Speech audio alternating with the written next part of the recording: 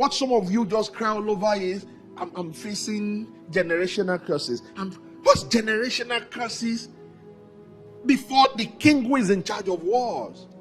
When all you need is to stand in your authority. Just stand in your authority. Do what? And many of you, sometimes Satan manipulates your dreams to put fear in your life.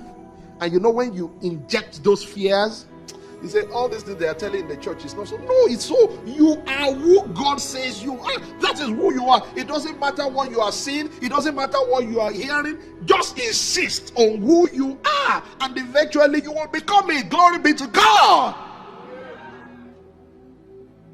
Look at Abraham.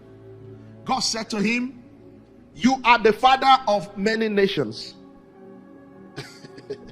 Right? And before 100, how many children did he have? None.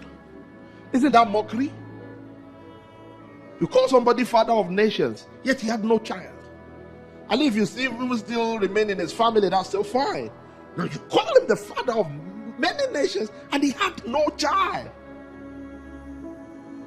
If it was some of you, if they ask you for your name, you will use your other name. So that they won't say, Abraham, this is the meaning. Where are your children? And I say, I don't have any. I said, no, shall I go increase? I don't want to be explaining anything. Let me just give them that other name. But Abraham insisted on giving them the name, even though at that moment it was not yet it.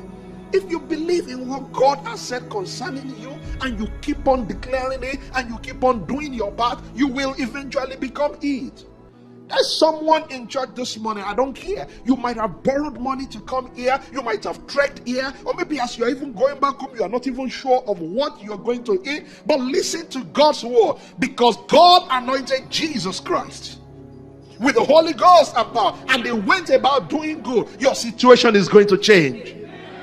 It says, I was young and now I am old. I have never seen the righteous forsaken, nor his seed begging bread.